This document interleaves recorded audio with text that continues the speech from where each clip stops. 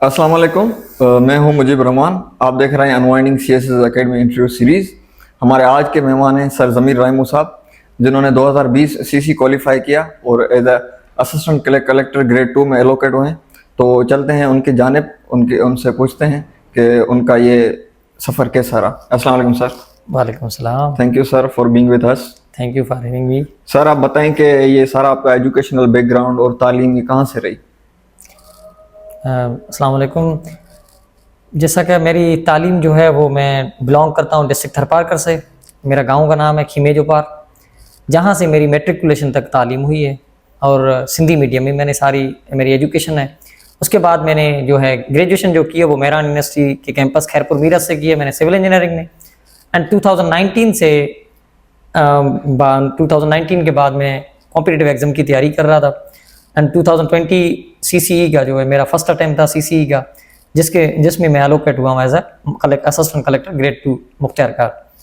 Sir जैसे कि आपका ताल्लुक सिंध के एक पसमानदा इलाका थरपारकर से, तो क्या आप समझते हैं कि जो कहते हैं कि स्कूलिंग बड़ा मैटर करती है, आप अगर किसी सरकारी स्कूल से पढ़े हैं तो आप ये मुकाबले का इम्तिहान पास नहीं कर सकते, उसके लिए ज़रूरी है कि आप किसी बड़े स्कूल या बड़े यूनिवर्सिटी या बड़े कॉलेज से पढ़े हों तो ये मुकाबले का इम्तिहान पास कर सकते हैं। आपका क्या कहना है इस बात पर?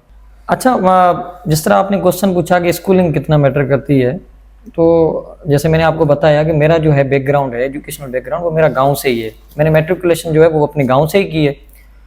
तो और बड़ी बात यह है कि मैंने अल्फ़ाबेट जो है इंग्लिश के वो मैंने 6th क्लास में पढ़े हैं।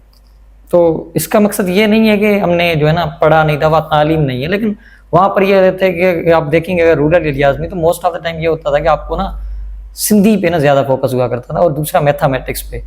तो हमें मैथमेटिक्स एंड सिंधी जो है वो बहुत ही अच्छी आती थी, ठीक है ना। तो सारे जो टीचर्स हैं हमारे प्राइमरी स्कूल के वो बड़ा ही हमें काम करवाते थे इस पे। जैसे ही हम 6th क्लास में आते थे हमें ये होता था कि शौक कि अब हम ना अल्फ़ाबेट्स पढ़ेंगे ABC के वाले से। तो जिस तरह से हमने खुद को वहाँ से जो है ना इस कॉम्पिटिटिव एग्जाम की तरफ अपलिफ्ट किया है, उसके लिए हमें एफर्ट्स ज़्यादा लगानी पड़ी एज़ कम्पेयर टू जो है ना जिन्होंने क्या कहते हैं अपनी जो स्कूलिंग जिनकी अच्छी होगी, जिन्होंने पहले से ही क्या कहते हैं इंग्लिश जो है इंग्लिश पे अच्छा काम किया होगा, ठीक है ना, या फिर जिनकी जो है ना एक्सप्रेशन है या रीडिंग जो है वो अच्छी होगी। अब दूसरा स्कूलिंग इस तरह से मैटर करती है कि जिस तरह से आपका जो है ना सराउंडिंग जो है वो आपका भी मैटर करती है, आपके जो कलीग्स हैं। तो अगर देखा जाए कि रूरल एरियाज़ में तो जो है ना समहाउ अभी तो रुझान बहुत ही ज़्यादा है रीडिंग का, लेकिन हमारे टाइम पे ना कम ही हुआ करता था रीडिंग का, जब मीन्स के बच्चों के लिए वाले से। तो मैंने जब इंटरमीडिएट किया था तब तक मैंने कोई भी बुक नहीं पढ़ा था अपनी तरफ से, एकेडमिक से अलावा, ठीक है ना, मैंने और कोई बुक नहीं पढ़ा था। लेकिन मैं जैसे ही यूनिवर्सिटी गया तो मैंने वहाँ पर जब मेरा इंटरेक्शन हुई डिफरेंट जो है ना स्कूलिंग के जो बच्चे आए हुए थे, तो वहाँ पर मुझे पता चला कि जो ये है ना वेल रीड है, इन्होंने बुक्स रीड किए हुए हैं। तो फिर अब हमारे और उनके बीच में ना गैप था, और उस गैप को हम फिल करने के लिए फिर हमें ज़्यादा एफर्ट्स लगानी पड़ी, उस टाइम पे ज़्यादा बुक्स पढ़ने पड़े। हमने उस जो है ना गैप को कवर करने के लिए एफर्ट्स ज़्यादा लगाई। इंग्लिश जो हमें नहीं आ रही थी उस पर हमने काम किया, ठीक है ना। यूनिवर्सिटी में जब गए तो हमने जो है ना अपना कबले कुछ दुरुस्त करना शुरू किए कि भाई अब हमें कुछ चीज़ों पे काम करना है, जिसमें हमारी मेन पहले थी रीडिंग का, जो है मैंने उस पर ज़्यादा फोकस किया, दूसरा इंग्लिश पे। तो स्कूलिंग मैटर करती है। जिनकी अगर नहीं है अच्छी स्कूलिंग, वो भी ये देखेंगे उनकी अपॉर्चुनिटी अगर मिली है तो वो कोई भी टाइम है उससे, या फिर आप आगे तक देखेंगे मैंने अब क्या करना है, आपके पास टाइम है, मैच्योर हो, तो फिर आप अपना टाइम जो है अब जो है उसको मैनेज जिस तरह से करोगे आप अच्छे से अच्छा जो है ना आउटपुट दे सको। तो ये मेन मैटर करता है। जो भी स्टूडेंट सीएसएस की तैयारी करते हैं या मुकाबले के इम्तिहानात की तैयारी करते हैं, उनको पता होता है कि ऐसे जो है ना सीएसएस की एक बैकबोन है, तो उसके बावजूद भी वो रह जाते हैं। ऐसी क्या गलती करते हैं वो? अच्छा, अगर देखा जाए इंग्लिश ऐसे के हवाले से तो वो सीएसएस में वाकई में बैकबोन की तरफ ही देखा जाता है, और बड़ा ही क्या कहते हैं फियर होता है जो है ना एस्पायरेंट्स के अंदर कि ऐसे जो है ना वो बहुत ही बड़ी बला है। असल में मेन मैटर यहाँ पर ये करती है कि एक तो ये है कि जिस तरह की हमारी स्कूलिंग होती है या हम जो है ना जिस तरह हमारा बैकग्राउंड होता है, तो हमें लिखना नहीं आता पहले तो, एक कोई हमारी प्रैक्टिस नहीं होती है लिखने के हवाले से। तो पहले तो हमें इंग्लिश ठीक से लिखना नहीं आती, फिर इंग्लिश जब आपको लिखना ठीक आ जाती है, फिर ऐसे में जो है ना कुछ डिमांड्स हैं कि जिस तरह वो कहता है कि कंप्रीहेंसिवनेस होनी चाहिए, रेलेवेंसी होनी चाहिए, और आपके पास कंटेंट उसका होना चाहिए, इसके नॉलेज बेस्ड होना चाहिए, ठीक है ना। तो अब उन चीज़ों पे इस तरह से है कि जिस तरह हमें पता होता है कि भाई हमने ना जो ये सब्जेक्ट जो है इसको तैयार करना है एज ए जिस तरह बाकी सब्जेक्ट्स है, लेकिन हम क्या करते हैं कि ना पहले हम करते हैं ऑप्शनल सब्जेक्ट्स को कंपलसरी को तैयार करते हैं, कहते हैं अब नॉलेज जब इकट्ठी हो जाएगी फिर हम ऐसे को करेंगे। ऐसे के फिर ये है कि डिफरेंट टाइप्स की मेथड होती हैं कि भाई ये मेथड्स है, वो मेथड है, ये चलता है, वो चलता है। तो मार्केट में जो ज़्यादातर बातें जो चल रही होती हैं फिर वो भी हमें ना क्या कहते हैं परप्लेक्स कर देती हैं कि अब कौन सा मेथड फॉलो करना चाहिए, वो कुछ प्रॉब्लम्स करते हैं। उसके साथ साथ जो हमारी अपनी मिस्टेक होती है वो ये होती है कि हम प्रैक्टिस उस पर नहीं करते हैं। कि प्रैक्टिस जो है सीधी बात है कि अब एग्ज़ाम जो है वो रिटन का है, वहाँ पर आपसे एक टॉपिक पे वो प्रॉपर जो है ना पूछ रहा है, आपकी कॉम्प्रीहेंसिव आपने दूसरे से टॉपिक पे लिखना है, कॉम्प्रीहेंसिवली आपको उसमें रिलेवेंस भी रहना है, ठीक है ना, और आपके पास कंटेंट भी हो। तो वो चीज़ें सारी मेंटेन करते करते ना हमें कहीं ना कहीं हम कुछ ना कुछ गैप दे जाते हैं, तो वो हमारे लिए मसला कर देते हैं। प्रैक्टिस कम होती है, और अगर प्रैक्टिस करते भी हैं तो एवेल्यूशन नहीं करवाते कि हमारे कहाँ पर इश्यूज आ रहे हैं, तो वो कुछ ज़्यादा ही हमारे लिए मसला क्रिएट करते हैं। और ये फोबिया जो है हमारे अंदर होती है, तो फिर हम उसको जो है ना समहाउ जिस तरह पेपर आता है तो नर्व्स पे भी कंट्रोल नहीं कर पाते, क्योंकि जब पेपर हमें आते हैं तो हमें पता होता है कि भाई आज ऐसे का पेपर है, तो पहले ही डर का माहौल होता है, वे पेपर भी फर्स्ट होता है। तो जैसे ही पेपर में आगे बैठते हैं तो जैसे ही टॉपिक देखते हैं तो समहाउ क्योंकि जिस तरह हम टॉपिक पढ़ के जाते हैं उनकी डायमेंशन जो है वहाँ पर कहीं पर नैरो आ जाती है या कोई और ही डायमेंशन आ जाती है, तो फिर हम वहाँ पर नर्वस हो जाते हैं और अपने नर्व्स पे कंट्रोल नहीं कर पाते हैं ऑलमोस्ट। तो फिर जो आता है उसी तरह से अपनी तरफ से डील कर देते हैं, फिर वो हमें ना फेल्यूर की तरफ ले जाता है।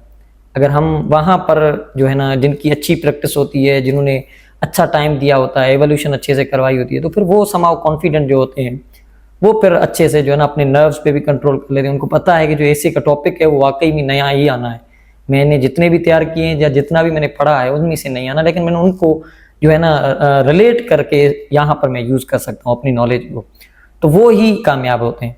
तो फिर हमारे मसले यही हैं कि हम जो है ना स्ट्रेटजी अपनी जो है वो इस तरह की नहीं बनाते हैं।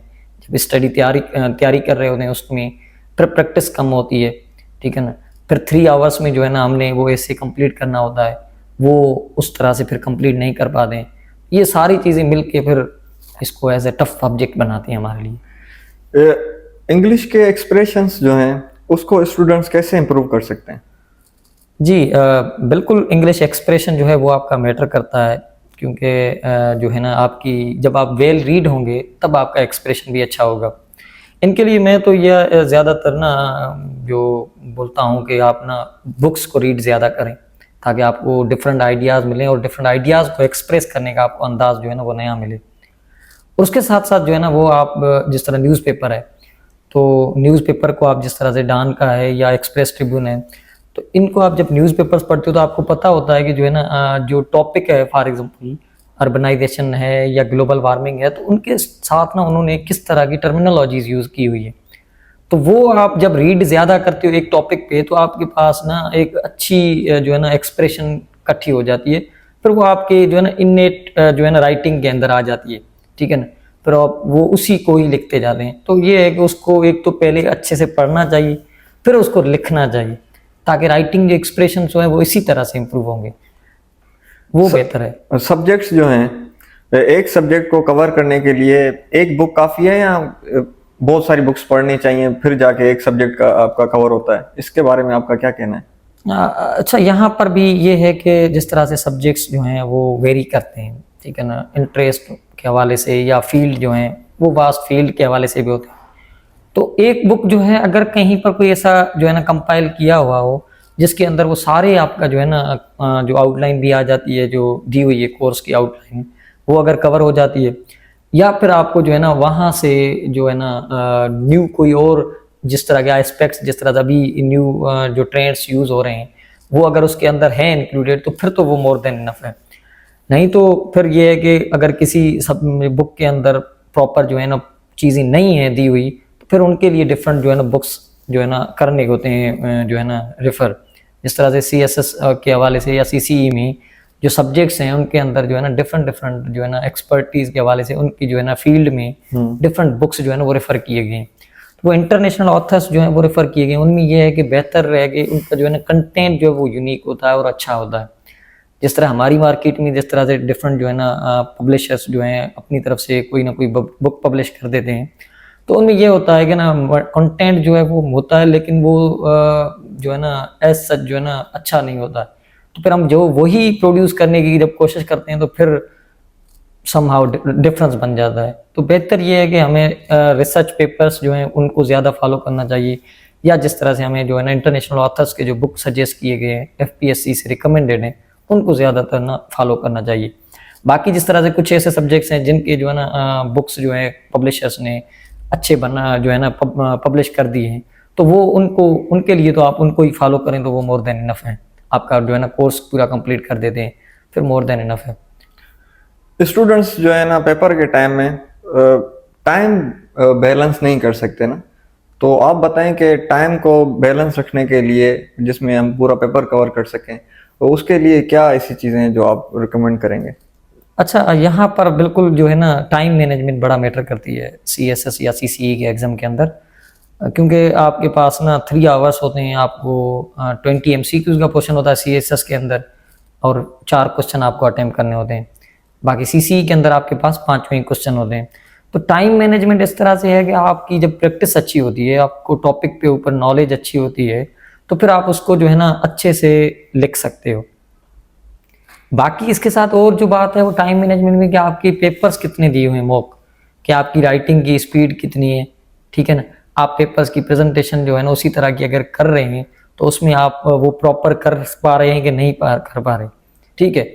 या फिर जिस तरह से है कि क्वेश्चन एक आपको पहला आप जो क्वेश्चन कर रहे हो उसको आप ले जा रहे हो 1 घंटे तक लिख रहे हो, बाकी जो क्वेश्चन आ रहे हैं उनको आप आधे घंटे में कर रहे हो, या आप किसी को 40 मिनट्स दे रहे हो, लास्ट वाला क्वेश्चन उसको 20 मिनट्स दे रहे हो, तो वहां पर सारा प्रॉब्लम होता है। तो हमें जो है ना पहले से ही जो प्रैक्टिस जो मॉक पेपर्स जो हम देते हैं उनमें कोशिश ये करनी चाहिए कि हमने 4 क्वेश्चंस प्रॉपरली बैलेंस करके करने। तो हमने देखना है कि एक क्वेश्चन को हम कितना टाइम दें ताकि हम प्रॉपरली चारों ही क्वेश्चन को प्रॉपर टाइम दे सकें, ठीक है।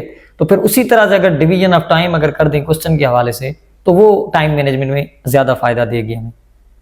मॉक पेपर्स की क्या अहमियत है, आप क्या कैसे देखते हैं उसको? मॉक पेपर्स जो होते हैं, मॉक पेपर्स मस्ट हैं, क्या कहते हैं, क्योंकि ये रिटन का एग्जाम है, ठीक है ना। हम जो है ना पढ़ते हैं वो तो एक अलग बात है, ठीक है ना। फिर लिखने की जो आदत है वो ज़रूरी होती है, ठीक है। हम अगर बैठ के अपनी तरफ से रिलैक्स होके रूम में बैठ के पेपर कर रहे हैं तो वो एक अलग ही क्या कहते हैं माहौल होता है। तो हम अपनी मर्जी से एक क्वेश्चन जो है ना 1 घंटे में कर रहे हैं या 1.5 घंटे में कर रहे हैं, या फिर बीच में चाय पी रहे हैं या कोई भी काम कर रहे हैं, तो उसमें ये होता है कि ना हमें पता नहीं चल पाता कि हम जो है ना टाइम मैनेज कर पा रहे हैं कि नहीं कर पा रहे, ठीक है ना। तो अगर मॉक पेपर्स हम देते हैं, हम टाइम बाउंड रहते हैं भाई 3 घंटे में मैंने एक क्वेश्चन पेपर देना है, बैठ के टेबल कुर्सी भी जो है ना उस पर मैंने बैठ के प्रॉपरली जो है ना क्वेश्चन अटेम्प्ट करना है, चारों ही क्वेश्चन। तो फिर वहां से आपको ज्यादा पता चलता है, ताकि प्रॉपरली आपने जो एग्जाम देना है वहां पर भी आपको 3 घंटे ही देगा, 3 घंटे से ज्यादा टाइम नहीं देगा। तो आप प्रैक्टिस जो है उसी तरह की जो है आपकी होगी, मॉक पेपर्स आप देंगे तब आप खुद को एवेल्यूट कर सकेंगे कि मैं जो है ना कहाँ पर पहुंच रहा हूँ, मेरी जो स्ट्रेटजी है वो ठीक है कि नहीं है, या मुझे कहाँ पर चेंज करना चाहिए। तो वो मॉक पेपर्स ही आपको ज्यादा असेस करके आपको ज्यादातर आप खुद को जो है ना इम्प्रूव करने का मौका देते हैं। पेपर प्रेजेंटेशन कैसे बेहतर की जाए जिसमें अच्छे नंबर आ सके? पेपर प्रेजेंटेशन जो है ना वो बहुत ही ज़्यादा मैटर करती है, क्योंकि जिस तरह के पेपर्स होते हैं तो आपको ये कि ना ज़्यादा लगा होता है कि कंटेंट नो डाउट मैटर करता है, लेकिन आप उसको प्रेजेंट किस तरह से कर रहे हो। एक जो ह्यूमन इमोशंस भी होते हैं, पेपर जब कोई भी चेक कर रहा होता है तो वो भी देखता है कि जो है ना उसको फैसिलिटेट जो किया गया है, या आपका जो है ना पेपर को राइटिंग किस तरह से अच्छी बनाई गई है, उसके अंदर डायग्राम्स जो है वो किस तरह के बनाए गए हैं जो प्रॉपरली उसको जो है ना चीज़ दे रहे हैं, ठीक है ना। तो वो उस तरह की जो चीज़ें हैं पेपर की प्रेजेंटेशन में वो ज़्यादा आपको फैसिलिटेट करते हैं मार्क्स अच्छे लेने में। एग्जामिनर को फैसिलिटेट करते हैं, पेपर चेकर को, वो आपको ज़्यादा मार्क्स देता है। इसके लिए पेपर प्रेजेंटेशन जो है बेहतर बनाने के लिए ये है कि आप पेपर की जो है ना अटेम्प्ट करें ज़्यादा से ज़्यादा, उसमें फिर फ्लो चार्ट्स जो है वो ऐड करें, टेबल्स जो है वो ऐड करें ज़्यादा से ज़्यादा। अपनी जो है ना हेडिंग्स जो है उनको अच्छे से बनाएं, सब हेडिंग्स जो है उनको जब आप क्या कहते हैं अच्छे से बनाएंगे, आपके पैराग्राफ जो है कुछ ऐसा करते हैं जिस तरह के पैराग्राफ पूरा जो है ना पेज का लिखते थे, तो जब एग्जामिनर को एक पेज का पूरा पूरा पैराग्राफ होता है वो हार्डली पढ़ सकता है। तो फिर उसके लिए बेहतर ये है कि उसको फैसिलिटेट करने के लिए हमने जो मेन बातें हैं, फॉर एग्जाम्पल कोई दे रहे हैं तो उसको हम एक जो है ना बॉक्स बना के उसके अंदर लिख दें, या हम कोई क्या कहते हैं कि जो कोई रेफरेंस दे रहे हैं तो उसको हम दूसरी पेन जो है ना जिसमें हाईलाइट करके उसमें लिख दें, या फिर हम जो है ना हमने अब फॉर एग्जांपल सब हेडिंग्स देनी है 8 से 10 कोई पॉइंट जो है ना एक है हमारा वेरिएबल जिसमें हमने 8 से 10 हेडिंग्स देनी है, तो उसको हम एक फ्लो चार्ट बना के उसको पॉइंट्स दे दें ताकि एग्जामिनर को पता चल जाए वहां पर भी चेकर को कि जो है ना ये प्रॉपरली जो है ना इसने हिट कर दिया है क्वेश्चन पे, फिर वो आपको ना उसी तरह से मार्क्स देगा। तो ये इसी तरह से आप पेपर को प्रेजेंटेशन अच्छी करेंगे तो फिर आपकी मार्क्स भी अच्छे आएंगे। इंटरव्यू के हवाले से बताएं, इंटरव्यू का बड़ा फियर होता है स्टूडेंट्स में ना, तो ऐसी क्या आप टिप्स देंगे जिससे इंटरव्यू अच्छे से तैयार किया जा सके और उसमें इंटरव्यू में आपके अच्छे नंबर आ जाए? अच्छा, जिस तरह से मैंने अब बात की रिटन के एग्जाम के हवाले से, तो रिटन के एग्जाम में हम बात कर रहे थे कि सारा दिन ना प्रैक्टिस की जाए, फिर मॉक पेपर्स दिए जाएं। इसी तरह से जो है ना रिटन जो है ना वाइवा का है या इंटरव्यू का जो है ना हिस्सा, उसमें फिर आपकी जो है ना वो जो है इंटरव्यू स्किल्स देखे जाते हैं। आप जो है ना किस तरह कम्युनिकेट कर रहे हो, उस पर आपकी प्रैक्टिस कितनी है। तो फिर यहाँ पर भी मैं एम्फेसाइज इसी पे करूँगा कि आप जितना हो सके ज़्यादा से ज़्यादा मॉक इंटरव्यूज दो, उस टॉपिक्स को है ना अपनी तरफ से आपने फॉर एग्जाम्पल अपनी जो है ना अपना पर्सनल प्रोफाइल है, अपनी डिग्री है, या फिर आपके जो है ना क्या कहते हैं जो एकेडमिक बैकग्राउंड है, ठीक है, या फिर आपका जो डिस्ट्रिक्ट का प्रोफाइल है, उन सबको आप अच्छे से तैयार करें, ठीक है। उसको आप फिर अपने फ्रेंड्स के साथ कोशिश करेंगे, उनसे कम्युनिकेट करेंगे, उनसे आपसे क्वेश्चन पूछेंगे, फिर आप उसको किस तरह से जो है ना आंसर कर रहे हैं वो बेहतर है। और उसके साथ साथ आप जो है ना जो अपने सब्जेक्ट्स हैं, ऑप्शनल हैं या कंपलसरी हैं या करंट इश्यूज जो हैं, उनको अच्छे से प्रिपेयर करें।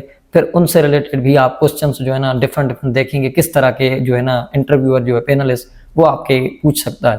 तो उससे आप जो है ना एक मॉक इंटरव्यूज जो हैं या अपने दोस्तों के साथ जो है ना उनको मॉक इंटरव्यूज देकर या अकेडमीज पे, तो फिर आप उसी से ही ज़्यादा से ज़्यादा सीख सकते हो। क्योंकि इंटरव्यू में भी आपको जो है ना किस तरह से कम्युनिकेट करना है, आप जो है ना किस तरह से चीज़ों को जो है ना अरेंज कर रहे हो आंसर देने के हवाले से, ठीक है ना, या प्रॉपर जो है ना कोई क्वेश्चन पूछ रहा है तो उसको आप प्रॉपर आंसर किस तरह से दे रहे हो विद इन 1 मिनट में, विद इन 30 सेकंड्स में, तो वो मैटर करता है। वो आपकी फिर यही होगा कि जब आपकी प्रैक्टिस अच्छी होगी, मॉक इंटरव्यूज दिए होंगे या आपकी कम्युनिकेशन जो है स्किल्स अच्छे होंगे, तभी आप बेहतर जो है ना परफॉर्म कर सकते हैं। सर, जैसे कि आपने बताया कि आपने मेहरान यूनिवर्सिटी से सिविल इंजीनियरिंग की है, तो इंजीनियरिंग करने के बावजूद भी ऐसी क्या चीजें थी जो आपने सोचा कि मुझे मुकाबले के इम्तिहान देने चाहिए? जी बिल्कुल, मुझे जैसे कि मैंने इंजीनियरिंग से सिविल इंजीनियरिंग में ग्रेजुएशन की, उसके बाद जो मैंने जो है ना मार्केट की तरफ देखा, जॉब अपॉर्चुनिटीज़ की तरफ एंड जो है ना गवर्नमेंट की जॉब्स की तरफ, तो मुझे जो है ना एज सच कोई सिल्वर लाइनिंग कम ही नज़र आ रही थी एज फार एज ये क्या कहते हैं प्राइवेट सेक्टर में।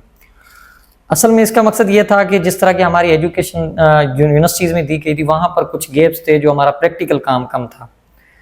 तो और दूसरी बात ये थी कि वहाँ पर जो है ना जॉब्स के लिए आपको पहले ही एक्सपीरियंस मांग रहे थे एंड इंटर्न एज जो है ना आपको रख रहे थे, तो उसके लिए भी कोई ना कोई कह रहे थे कि आप रेफरेंस ले आओ।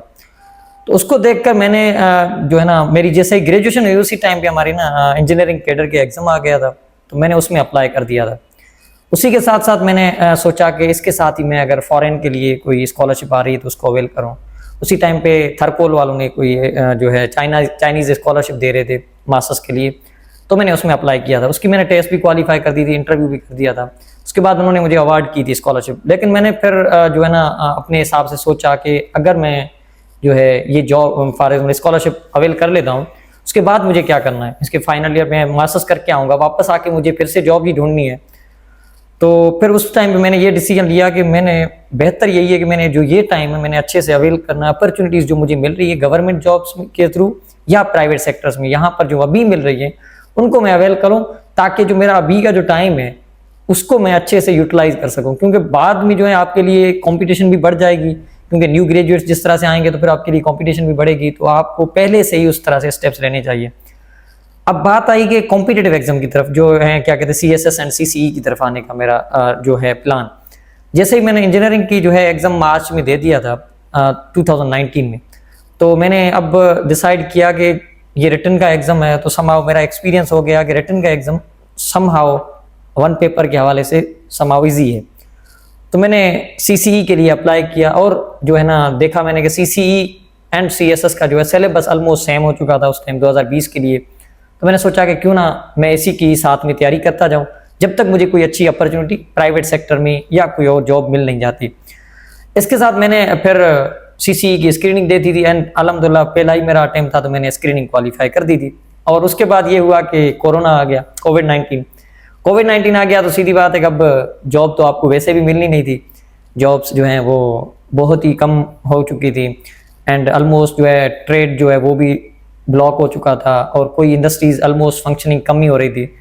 तो मैं उस टाइम पे वापस गांव जाके बैठ गया था, मैंने स्टडी स्टार्ट कर दी थी। मैंने कहा अब जो है ये टाइम मेरा ज़्यादा से ज़्यादा मैं जो है अच्छे से यूटिलाइज कर सकता हूँ वो कमीशन के इम्तिहान के लिए।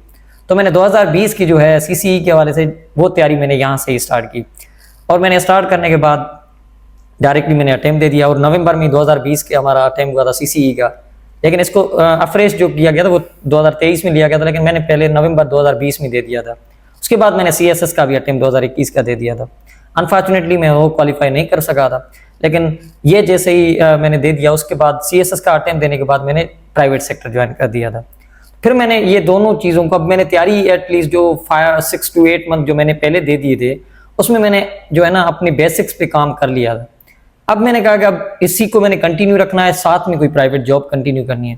तो मैंने फिर जो है ना एज इंडस यूनिवर्सिटी में एज ए जूनियर लेक्चरर मैंने ज्वाइन कर लिया था कराची में और वहाँ पर सिविल इंजीनियरिंग थी तो मुझे समहाउ अपनी फील्ड पे अच्छी ग्रिप थी तो मैंने वहाँ पर कंटिन्यू कर दी थी टीचिंग्स। उसको मैंने साथ साथ जो है ना लेकर आता गया अपनी जो है ना ये जो डिफरेंट एग्जाम्स हैं कॉम्पिटिटिव के, उसमें मैंने फिर इंजीनियरिंग के जो है वो वेरियस एग्जाम्स दिए थे। उसमें इरीगेशन है, वर्क एंड सर्विसेज है, लोकल गवर्नमेंट है, इस तरह के जो है वर्क एंड सर्विसेज हो गया, एजुकेशन वर्क्स हो गया, सारे मैंने दिए थे। 2021, 22 एंड 23 का जो पीरियड था इसमें मैंने मोर देन 15 जो है एग्जाम्स इंजीनियरिंग के भी और साथ साथ में दूसरे एग्जाम भी दिए थे। और उनकी रिजल्ट जो है एसपीएससी में डिले की वजह से हमारी रिजल्ट सारी रह चुकी थी। उसी टाइम मेरी आईबीए में एज ए मैं टीचर सेलेक्ट हो गया था तो मैंने वो अपनी जॉब स्टार्ट कर दी थी अपने गाँव में। तो मुझे फाइनेंशियल जो है वहाँ पर स्टेबिलिटी मिल गई थी एक तरह की। दूसरी साथ मैंने कहा अब इसको मैं अच्छे से यूटिलाइज अगर करूँ तो ये है कि अगर अच्छी जगह पे पहुँचना है तो मैंने कंटिन्यू करनी है इसको अपनी स्टडीज़ को। मैंने उसको फिर अपने गांव में जो बैठ के वहीं से ही स्टडी जो है ना आगे कंटिन्यू की और फिर मेरा सीसीई का जो है फ्रेश का अटेम्प्ट आया उसको मैंने अवेल किया और उसके बाद मैंने सीएसएस 2024 का भी अटेम्प्ट दिया हुआ है। सीएसएस 2000 क्या कहते हैं इसका सीसी 2020 की जैसे ही रिजल्ट आई तो मेरा स्कोर जो है रिटर्न का अल्हम्दुलिल्लाह अच्छा स्कोर था, 620 था। तो उसमें मेरी अलोकेशन हो गई थी as a assistant collector grade 2 मुख्तियारकार। अभी मैं क्या कहते हैं एज ए यूटी हूँ लतीफ़ाबाद में। जैसे कि अभी आप बात कर रहे थे नोट्स की, तो नोट्स मेकिंग कैसे की जाए? जी देखें जो है ना आप जब पढ़ रहे हो बुक वगैरह थे तो आपको ये होता है कि ना चीज़ें ज़्यादा होती हैं, आपने एग्ज़ाम के लिए प्रिपरेशन करनी है तो आपने नोट्स तो बनाने होते हैं क्योंकि आपके पास जो है ना प्रॉपरली टॉपिक्स के हवाले से आपने डायमेंशंस देखनी है, पास पेपर्स में कौन सी आ रही हैं या आप जो है ना करंट ट्रेंड्स में कौन सी चीज़ें आ रही हैं। तो फिर आपने वो नोट्स बनाने होते हैं प्रॉपर ताकि आप जो है ना वो अपने फाइनल एग्जाम के लिए एटलीस्ट प्रिपेयर्ड हो। उसमें ये होता है कि कुछ ये है कि लॉन्ग नोट्स होते हैं, कुछ शॉर्ट नोट्स बनाते हैं। लॉन्ग नोट्स जो है ना वो जो है ना हम जब स्टार्ट करते हैं स्टडीज़ तब ज़्यादातर कोशिश ये होती है कि सारी चीज़ें मोस्ट इंपॉर्टेंट लगती हैं और उसकी जो है ना लिखते जाते हैं बहुत ही ज़्यादा। तो फिर वो ना टाइम कंज्यूमिंग बहुत ज़्यादा होता है, उसमें आपका टाइम भी ज़्यादा लग जाता है क्योंकि हम बुक से ना जो भी चीज़ें होती है वो सारे लिखते जाते हैं नोट्स में अपने में। फिर जब पढ़ने का टाइम आता है तो वो ऐसा जो है ना बुक की तरह ही 400 to 500 पेजेस का बन जाता है नोट्स भी, वो पढ़ने में बड़ा मुश्किल होता है। तो इसके लिए बेहतर ये है कि ना जब बुक हम पढ़ रहे हैं तो उनसे सारी चीज़ें जो है ना एक्सट्रैक्ट इसी तरह की जाए कि आप ना नोट्स आपके शॉर्ट उसके बिल्कुल ही शॉर्ट ना हो लेकिन आपके जो है ना अंडरस्टैंडिंग के हवाले से हों, लेकिन आपने ज़्यादा से ज़्यादा कोशिश करनी है कि ना जो टॉपिक है उसको छोटा बना के लिखना है। उसमें आप मोस्ट इंपॉर्टेंट चीज़ें हैं फॉर आप सब हेडिंग्स जो है वो ज़्यादा से ज़्यादा जनरेट करो, ठीक है, या उसके अंदर कोई कोटेशन है वो ऐड करो या फैक्ट्स एंड फिगर जो है वो ऐड करो, या फिर आप उसके अंदर देखो कि उसी जो नोट्स आपके हैं उनमें आप ऐसा करोगे कोशिश करके जो अपने डायग्राम्स वगैरह वो ज़्यादा बनाओ, फ्लो चार्ट्स उधर ही बनाओ ताकि आपको एक पढ़ने में भी ज़्यादा बेहतर हो, आसानी हो, ठीक है ना, आपको जो है ना इंटरेस्ट भी रहे कि पढ़ने में। बाकी जो है ना लॉन्ग नोट्स में फिर ये हो जाता है कि आप जब लॉन्ग नोट्स बना देते हो फिर वही एज इट इज बुक की तरह होता है, फिर बंदा वही पढ़ता रहता है तो बहुत ज़्यादा टाइम भी लगता है। अच्छा, वो नोट्स जो है ना आप जो मिडिल क्या कहते हैं जो मिडिल साइज के बना रहे हैं तो उनमें आपको ना ज़्यादा बेनिफिट मिल जाता है। फिर आपके जब एग्जाम्स नज़दीक होते हैं 1 to 2 मंथ जब आपके रह जाते हैं तब आपको कोशिश ये करनी चाहिए कि बहुत ही शॉर्ट नोट्स जिसमें हम सिर्फ जो है ना क्या करें आउटलाइन फॉर्म में जो है ना हर क्वेश्चन की या टॉपिक के हवाले से जो आउटलाइन फॉर्म में बना दें, या फिर कोई और वहाँ पर कोई रेफरेंस है या कोट वगैरह है वो सिर्फ उसमें ऐड की जाए। क्योंकि जब आपके पास जो है ना पेपर्स में यही होता है कि हम ना रात के टाइम पे जो है डेली के 2 पेपर्स होते हैं तो वहाँ पर ये होता है कि ना आप रिपीट नहीं कर पाते हो तो फिर प्रेशर बढ़ जाता है। अगर हमारे पास वो आउटलाइन फॉर्म में बना होता है ना तो फिर ये होता है कि हम आसानी से उसको रिपीट कर सकते हैं, ठीक है ना। तो विद इन जो हमारे बीच में एक पेपर हो जाता है उसके बीच में 2 घंटे मिलते हैं, अगर उसमें भी आपने अगर रिपीट करना है तो वहाँ पर आपके पास अगर 20 पेजेस होंगे तो आप आसानी से रिपीट कर सकते हो। वहाँ पर अगर आपके 400 पेजेस होंगे तो फिर आप तो पेजेस क्या कहते हैं टर्न करके भी पूरा टाइम कर देते हो उसमें। तो बेहतर ये है कि ये दोनों है ना जो एक मिडिल साइज के नोट्स होने चाहिए जिनमें आपको सारी जो है ना आपकी चीज़ें ऐड हों प्रॉपर, जितनी भी मोस्ट इंपॉर्टेंट चीज़ें हैं वो, बाकी आपके होने चाहिए शॉर्ट नोट्स जो आपके प्रॉपर जो है ना एग्जाम टाइम के लिए हो। वो दोनों ही आपके लिए बेनिफिट कर सकते हैं एग्जाम में। सर ये जर्नी बड़ी मुश्किल होती है, इंसान समटाइम थक जाता है इसमें, तो आपको कभी ऐसी फीलिंग्स आई इस सारे सफ़र में कि नहीं हार मान ली है? अच्छा, जिस तरह से मैं आपको बताऊं कि मेन जो है ना इस जर्नी के अंदर आपकी परसिवियरेंस चाहिए होती है। तो ये तो सीधी बात है कि बंदा जो है ना परेशान तो होता है क्योंकि जब आप स्ट्रगल इतनी ज़्यादा करते हो और आपको रिजल्ट ना मिल रहा हो तो आपको यही होता है। बट मेरा जो है ना ये CCE का था फर्स्ट अटैम्प्ट। इसके पहले मैंने जो है ना CSS का फर्स्ट अटैम्प्ट दिया हुआ था एक, उसमें मेरा फेल था। तो जो टाइम मुझे ज़्यादा लग गया था इसलिए मैंने स्किप कर दिए थे बीच में से अटैम्प्ट। तो ये बात तो सीधी है कि बंदा ना एक थोड़ा सा डिस्करेज हो जाता है कि अब क्या करना चाहिए, इतना टाइम मैं दे रहा हूँ कि रिजल्ट मिलेगा कि नहीं मिलेगा। लेकिन फिर मैं ना ज़्यादातर जो है ना शाह लतीफ़ की जो है ना वो पोइट्री पढ़ता था। मैं जब भी मैं इसके ना कोई भी थोड़ा बहुत टाइम फ्री होता था उसमें मैं क्या करता था कि ज़्यादा से ज़्यादा ना शाह लतीफ़ की शायरी पढ़ता था। तो वहाँ पर मेरे जितने भी नोट्स मैंने बनाए उन पे ना मैंने कोई ना जो होप के हवाले से या कोई स्ट्रगल के हवाले से मैंने शाह लतीफ़ की पोइट्री नोट्स के ऊपर लिखी हुई है। तो मैंने हमेशा मैंने एक ही जो है ना ज़्यादातर उसको पोइम को मैं ज़्यादातर रिपीट कर रहा था। जो बेत है शाह लतीफ़ का, इसमें कहता है कि खड़खड़ा लाए सुख मसता करी ओसीड़ो आए खावड़ियन के पंद जो। तो खावड़ी जो है वो हमारा जो है ना एरिया है खावड़ का।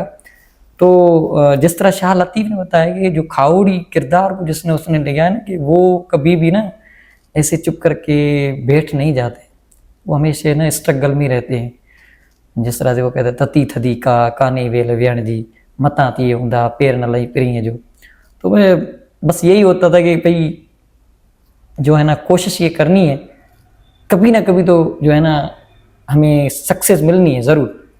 तो दूसरी बात ये थी कि इसके साथ साथ मुझे जो इनकरेजमेंट होती थी ना वो ये है कि जब आप खुद पे ना आपको लग जाता है कि मैंने इतना काम कर दिया है कि अब मैं ठीक है यहाँ से अगर नहीं तो फिर मैं ना अच्छी जो है ना अपना जो है ना कोई और काम अच्छे से कर सकता हूँ, क्योंकि आपके पास नॉलेज जो है वो डिफरेंट फील्ड की आ जाती है। तो आप एक जो है ना अपना लाइफ स्टाइल जो है उसको अच्छे से अपना मोल्ड कर सकते हो, वो एक अच्छी बात हुआ करती थी। बाकी जो है लाइफ के हवाले से जिस तरह से एग्ज़ाम जो है ना वो हम जब इसको एज ए लाइफ लेते हैं तो फिर हमारे लिए बहुत ज़्यादा मसला होता है। लेकिन हम इसको ना एज ए एग्ज़ाम ले लें तो फिर तो ठीक है। आप जो है ना एग्ज़ाम है उसमें अनसर्टेनिटी भी है, लक का भी फैक्टर है, तो आपको पता होता है कि ना आपने या पास होना है या फेल होना है। तो दोनों ही कंडीशंस में आपने मीन्स के ना जो है ना एक्नॉलेज करना है। बाकी यहाँ पर है कि आपने देखना है कि आपका फेल्यूर कहाँ पर है, आपने उस पर देखनी है कि जो आपके गैप्स हैं उन पे आप काम करो अच्छे से और फिर से आ जाओ, ठीक है ना।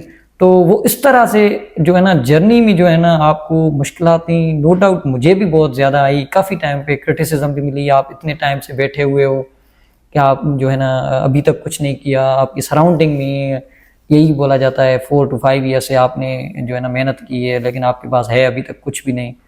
लेकिन जो है ना आपको एक होप होती है कि आप खुद पे जो है ना बिलीव रखते हो कि जो आप कर रहे हो ना वो एक सही कर रहे हो, आप सही डायरेक्शन में हो। तो फिर आपको खुद पे जो यकीन होता है वो आपको होपफुल रखता है कि मैं ना कर सकता हूँ, ठीक है ना, आज नहीं तो कल जो है ना रिजल्ट तो मेरा जो है ना वो आने वाला है मेरे ही साइड पे। तो वो जो आपको होपफुल रहना भी पड़ता है, क्योंकि अगर होपफुल नहीं रहेंगे तो आप पढ़ाई भी नहीं कर सकेंगे आगे। डिस्करेज रहेंगे तो फिर आपका जो है ना टाइम जो है ना वो आप ऐसे ही किल करते रहेंगे, लेकिन काम नहीं हो पाएगा। तो ये है कि होपफुल रहना ही ज़्यादा बेहतर है। रिजल्ट जिस तरह का भी हो, मैंने होपफुल ही रहना है कि बेहतर से बेहतर ही होगा। सर जब आप as a Mukhtiar car allocate हुए उस टाइम क्या फीलिंग्स थी आपकी कि आपने इतनी मेहनत के बाद जद्दोजहद के बाद एटलीस्ट आप कामयाब हो गए, तो उस टाइम क्या फीलिंग्स थी? अच्छा, यहाँ पर मैं ना दो चीज़ें ऐड करूँगा। जब मेरी रिज़ल्ट आ गई थी, जब सीसीई की रिटर्न की रिज़ल्ट, तो मैं कराची में था उस टाइम। हाँ, तो मैंने जैसे ही मेरे दोस्त ने मुझे कॉल की कि हमारी ना रिटर्न पास हो गई है, आई वाज शॉक। तो उसने मुझे ना मार्क्स बताई डायरेक्टली, तो मुझे लगा कि मार्क्स उनकी आते जो फेल होते हैं। वो फर्स्ट टाइम था जब सीसी ना एसपीएससी वालों ने रिजल्ट अनाउंस की थी मार्क्स के साथ। तो मैं तो बस समझेंगे उस टाइम मेरे ना कुछ भी कोई हालत बिल्कुल मैं समझ ही नहीं पा रहा था क्या होगा, मैं गिरने वाला ही था। तो मुझे उसने बताया कि रिटर्न पास हो तुम अच्छे मार्क्स से। तो मैं उसी टाइम हैरान हो गया, और मुझे बस यही थी ये बात कि उसी टाइम मैंने मोबाइल उसकी कॉल काट के बाबा को ही कॉल लगाई, अबू को मैंने कॉल लगाई। जस्ट मैंने यही कहा कि बाबा अवां पुत्र 5 साल का पो नेट कमीशन पास करे। तो बस उसी टाइम पे मेरे आंखों में पानी ही था, बस रब का शुक्र अदा किया। तो और उसके बाद जब हमारे मेरी रिजल्ट आई, क्या कहते हैं इसकी सीसी 2020 की, जब अलोकेशन मेरी हो गई थी, उस टाइम में ना दूसरे मेरे इंटरव्यूज़ थे। मेरा प्लानिंग ऑफिसर का था एंड असिस्टेंट एंटी करप्शन का था, और दूसरा लोकल गवर्नमेंट का था। मैं उन इंटरव्यूज़ की तैयारी कर रहा था। तो मुझे शाम के टाइम पे किसी ने बताया था कि आज रिज़ल्ट आने वाली है। ग्रुप में दोस्तों ने बात कर रहे थे, तो मेरे से ना कुछ भी नहीं हो पा रहा था। मैं ऐसे ही चुप करके ना खड़ा था। मैंने कहा पता नहीं क्या होगा रिज़ल्ट, क्योंकि अब वो टाइम बड़ा ही क्रूशल होता है। तो मेरे दोस्त थे, मुझे वो बाहर लेकर गए। उन्होंने बोला कि चलो बाहर बैठते हैं, तुमसे वैसे भी कुछ हुआ नहीं जा रहा, बीपी मेरी लो हो गई थी बिल्कुल, रिजल्ट आ नहीं रही। मैं कहा पता नहीं आए तो बंदा पता चले ना क्या हो रहा है। तो जैसे ही रिजल्ट आई तो उसी टाइम मेरे पास रिजल्ट नहीं आया, फिर से उसी दोस्त ने कॉल की कि तुम मुख्तियार घर बन चुकी हो, जिसने रिजल्ट फाइनल के क्या कहते हैं उसकी आई थी रिटर्न के हवाले से बताया था। तो वो मेरे ख्याल में उधर ही एसपीएससी की वेबसाइट पे ही बैठा हुआ था उस दिन। तो जैसे ही रिजल्ट आ गई थी तो मैं अल्लाह का शुक्र अदा किया कि मेरी अलोकेशन हो गई फाइनली। बट उसके बाद मैं अपने घर ही चला गया अब्बू से मिलने के लिए। बस वही है कि जब अब्बू के साथ जो है ना हक जब की, तब वो मेरे सारे क्या कहते हैं जो मुश्किलातें थी या जितना मैंने जो है ना टफ पीरियड गुजारा था, वो मेरे लिए बस एक खुशी का मौका था बहुत ही। मैंने कहा बस इतना ही काफ़ी है। सर सवालात बहुत ज़्यादा हैं, आप जैसे काबिल अफसर से जितने सवाल किए जाएं कम है, लेकिन वीडियो हमारी लंबी हो जाएगी। तो आपका टाइम देने का बहुत बहुत शुक्रिया, आपने हमारे लिए टाइम निकाला। Thank you, thank you, thank you, thank you.